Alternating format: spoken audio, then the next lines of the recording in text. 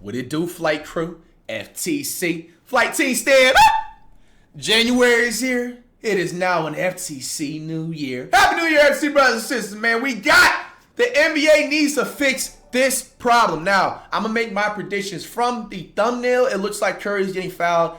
I think Jimmy Howler is about to spaz out on these NBA refs not calling the fouls on Steph Chef, looking Wardell Curry, man. So let's, you know what I'm saying? Dive deep into it.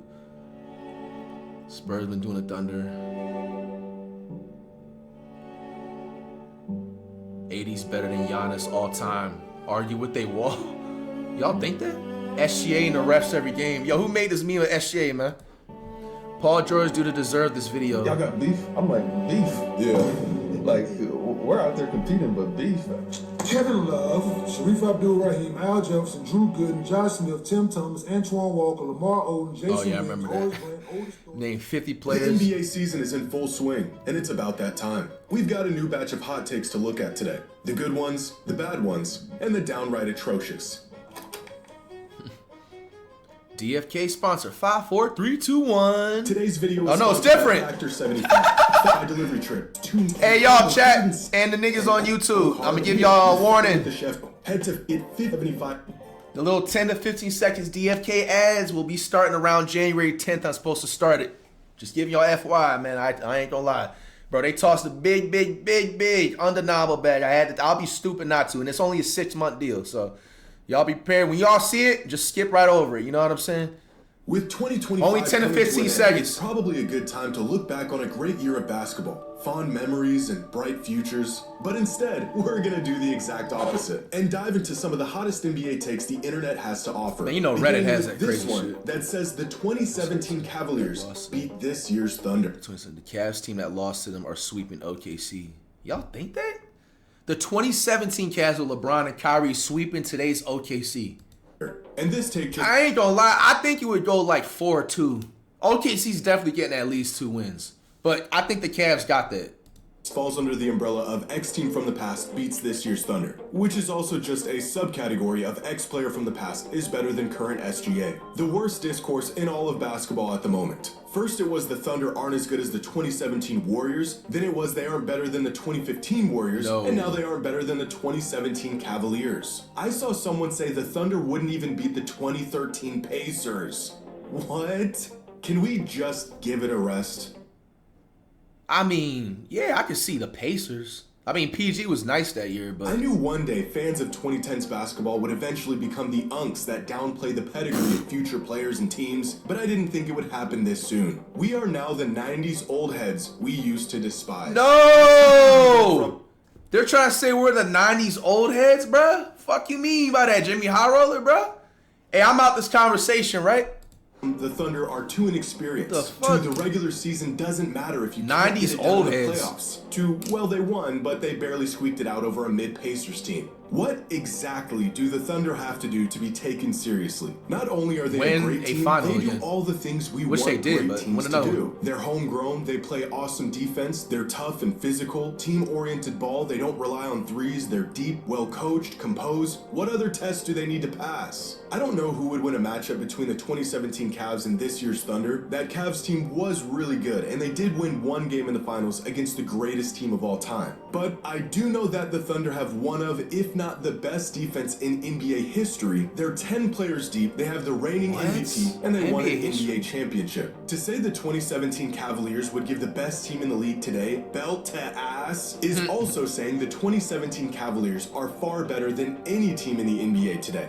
And I just don't buy that. I remember at the time how people felt about that Cavs team, how they had many flaws, had an easy run to the finals, and were carried by LeBron. And as much as I wish it were true, prime LeBron does not conquer all. We have plenty of evidence for this. But this is just the way things go. People fall in love with a certain era, usually the one they grew up with, then in an attempt to preserve those memories, either completely rewrite or exaggerate what happened and tear down the new guys in the process. Do you know how many James Harden apologists have surfaced recently? Praising his prime 9 years and how unstoppable he was? And I agree, but these are the same people that hated his game when it was happening, called him an unethical, foul-baiting playoff choker. That clip is crazy. The only difference between being hated and being loved is time. At the time, you know what people said when the 73-win Warriors lost the championship in 2016? That they were frauds. It ain't worth a thing if it don't got that ring. As if because they lost in the finals, everything they did that season was in vain. Fast forward 10 years, and people are now using the 2016 Warriors as the gold standard of excellence. But the Thunder have it even worse. Not only did they win a championship, they've come into this season with one of the most dominant stretches in NBA history. Yes, sir. Day one of no Za.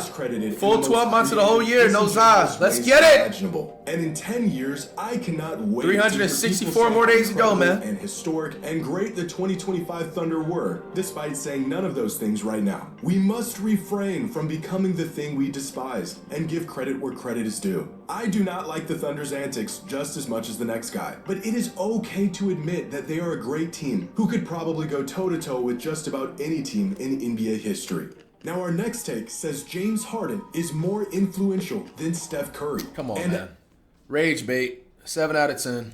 As blasphemous as this may sound, there is some truth here. Steph may have single-handedly changed the course of NBA history more than any other player. On a macro scale, Curry caused a shift in the entire timeline of basketball. Right. But on a micro scale, when you look around the league and the archetype of players we see today, you're more likely to see influences of James Harden, for better or for worse. The step backs, the physicality, the crafty downhill scoring, the ball-dominant combo guards, the ways in which players get their points, the foul baiting. In a perfect world, everyone would emulate. I mean, I see the foul baiting shit, and that's literally flopping if we're being honest. It's just a different word. World, and there's no one else on the planet who can do what. But there's more players that have the Curry archetype versus Harden, I would say.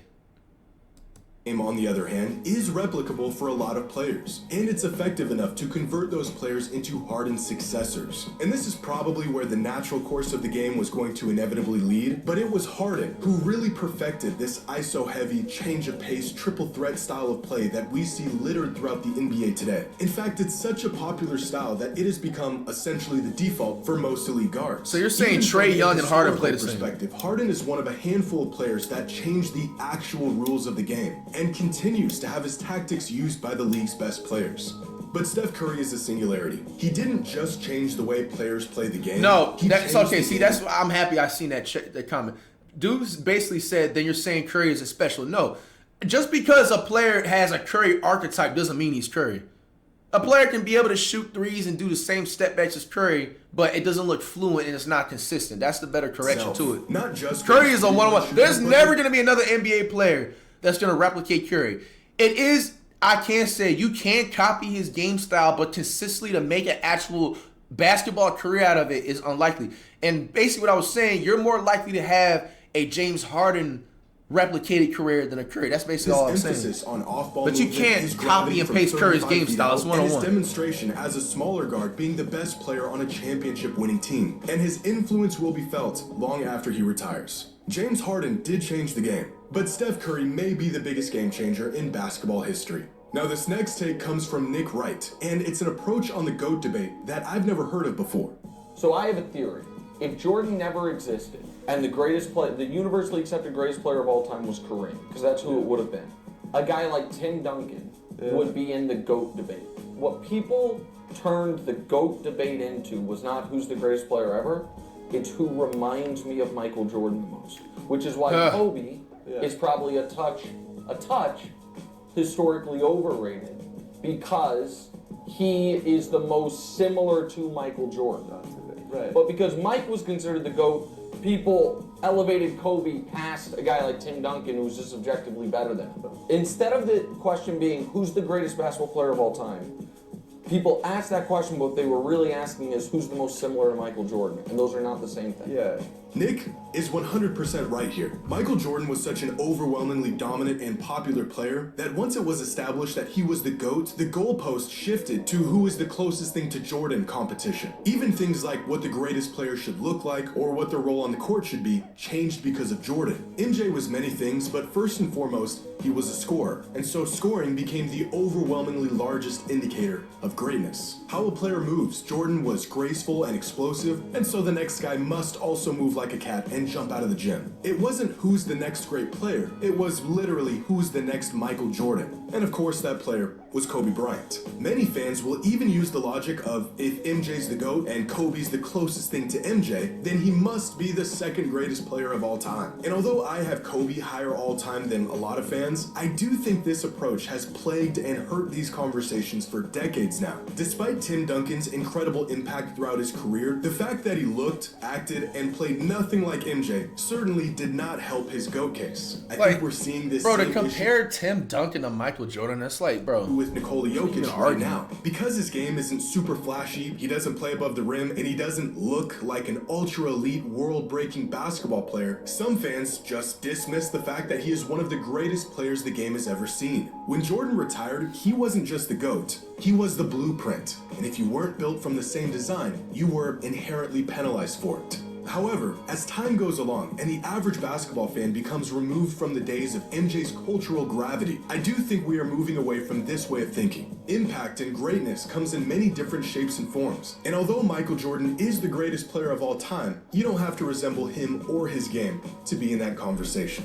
This is a great take. Now our last take comes from a disgruntled NBA viewer who says late game fouling has ruined the end of games. And I could not agree more. Watching the end of tight games these days is a special kind of torture. They say time travel isn't possible, but NBA teams manage to turn 30 seconds into 20 freaking minutes. And the worst part is, the only time— Y'all wonder why I don't watch full sports games, bro. Imagine, bro, game you watching 3 hours and then because like they're like trailing by like 4 or 5 points, they gotta keep fouling and shit. And just like you said, that 30 seconds turns into like half an hour, bro. Y'all lose my mind, bro. Is during good, close games, absolutely butchering all the excitement of the moment. Bro, stop rage bait me in the chat, man. Talk about flight. You know you want to roll up? Nah, man. A couple weeks ago, new flight, man. Day one, no game time lasted nearly 12 minutes. This was a great game for 46 minutes with what could have been an exciting ending, pissed away with timeouts, commercial breaks, and free throws. And right when you think the bid is up and teams are going to stop intentionally fouling each other and let the clock run out, they inexplicably foul again, and now you're stuck watching another Wingstop ad. Look at the play-by-play of the final 25 seconds of this game. What have they done to the game I love? 20 fouls, 24 subs, and not a single lead change to show for it. Intentionally fouling late in games has always been a thing, but it wasn't until fairly recently when teams started regularly fouling while up 3, attempting to preserve their lead. So now instead of one team fouling, I do that on my team in 2K. Avoid it by playing sound, disciplined defense. Both teams are out there just chasing each other around getting fouls. Now, this shouldn't be a hot take. At least, I don't think it should. But there are still a lot of fans who believe this is a legitimate strategy that shouldn't take a backseat to our viewing experience. That the priority of these teams is to win, not consider how entertaining it is for those watching. And this is a legitimate strategy, and I do agree to an extent. But that extent came and went a long time ago. Winning has always been a priority in the NBA, and that has never stopped the end of games from being entertaining before. A lot of people don't think this is a problem that needs to be fixed. But if we were trying to fix this issue, some plausible solutions may be once the clock reaches a certain point, say 1 minute left, the team getting fouled gets 1 free throw and possession. Another suggestion some fans have made is 3 free throws on any intentional fouls committed beyond the 3-point line within the final minute of game time. But virtually every possible solution offered up inherently penalizes the team with the lead. So it doesn't look like 3 free throws on intentional fouls committed beyond the 3-point line. You don't see this tactic. Y'all agree with that new rule he's asking for? 3 free throws on intentional fouls committed beyond the 3-point line in the last minute.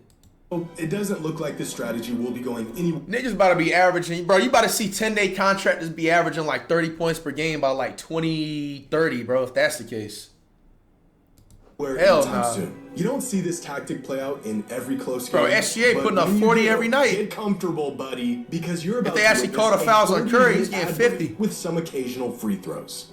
This is a great take, but let me know what you think. Share your hot takes in the comments below, and as always, the hotter, the better. What you mean by that, high roller? All right, man. I ain't gonna lie. Yo, I would leave the NBA rules the same. Like, bro, at the end of the day, that's part of basketball, unfortunately. Like, yeah, it could look boring and repetitive, them keep fouling on. But, bro, them changing that rule to that, bro, nah, dog. That's gonna go left real fast. Real fast.